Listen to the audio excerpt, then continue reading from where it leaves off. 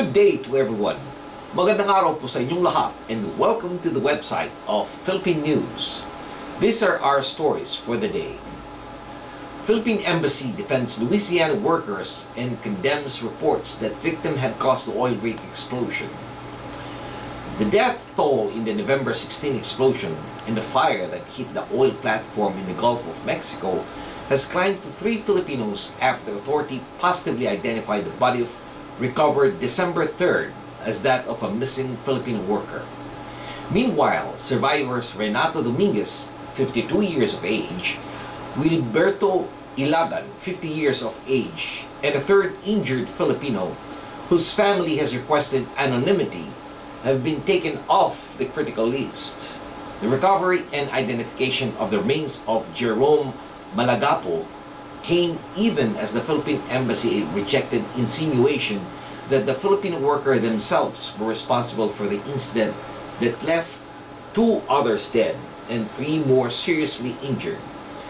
The recovery of Malagapo came 3 days after Tajonera, a 49-year-old welder for Bataan, died as a result of complication from the serious burns he sustained in the incident that also claimed the life of Corporal, a 42-year-old rigger from Iligan City.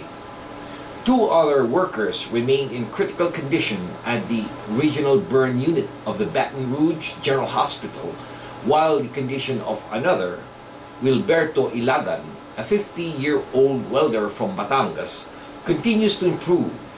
Ambassador Cusia at the Necrological Services conveyed the condolences of President Aquino and Foreign Affairs Secretary Albert Del Rosario, and then joined the employer and co-workers of the 2 in expressing their indignation over reports appearing in the media that the Philippine workers were responsible for the fire. But according to Ambassador Cusia, the 9 Filipinos who were on that flat on November 16 would not have been there if they did not pass stringent training, safety, and language requirements both here in the United States and back home in the Philippines. These men have also extensive experience in oil and gas industry with such giants as Shell, Chevron, and the British Petroleum.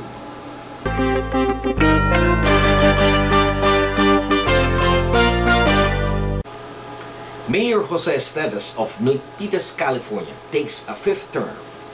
Milpitas, California is often the Silicon Valley city of 70,817 residents, which elects its head officials at large or by entire city. Unlike other cities whose council members vote among themselves for their mayors and vice mayors in what is called the annual reorganization, no other elected Filipino-American town chief can claim the same record, and the victor is flushed with pride, yes, and also relief. Mayor Esteves vows in his new 2nd-year term to continue strengthening his sights for a AA financial stature and eliminate the city's projected deficit with more concessions throughout negotiations with employee unions. Mayor Esteves has been named Milpitas' best elected official since his first mayoral victory 10 years ago. He did get his share of recommendations from most elected and appointed officials.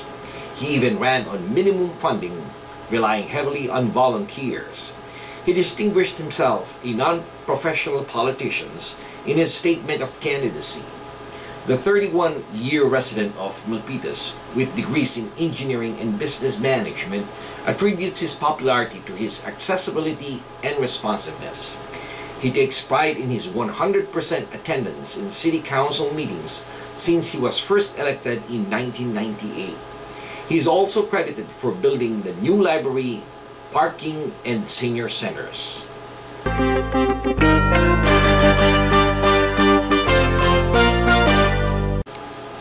For the murder of her ex-friend, convicted killer gets 25 years to life. Giselle Esteban, 29 years of age, was sentenced to 25 years to life in state prison last Monday, December 10th. Esteban showed no emotions as she was told by a judge that if she continued to feel no remorse for the murder she committed, then she would never get parole. The drama between the two former friends unraveled during trial proceedings before Esteban was convicted last October. Judge Rolston said after the trial that he had never seen a case with stronger evidence of premeditation. The victim, Michelle Lee, went missing May of 2011 for the Hayward Kaiser parking garage where she was working as a student nurse. Lee was a nursing student and was a friend of Esteban's when they were high school students in San Diego. Prosecutors said the motive was jealousy. Esteban believed Lee was the reason behind her failed relationship with her former boyfriend, Scott Marasigan. Prosecutors told the court that Esteban had planned the murder for months and waited for her in a Kaiser garage for hours before attacking Lee as she was walking to her car. Lee's body was found in a Sunol Canyon September 17 last year, 4 months after her initial disappearance. Prosecutors presented cell phone records, DNA, and CCTV video among other evidences against Esteban. Before Esteban was sentenced, Lee's family and friends were given a chance to address Esteban. Esteban did not address the court nor look at Lee's family and friends during the court hearing.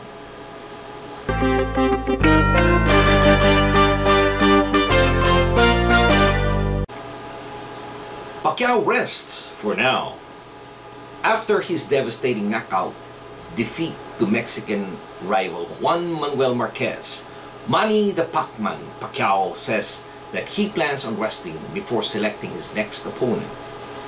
Top-ranked promoter Bob Arum also said Pacquiao is willing to fight again and is willing to take another fight with Marquez.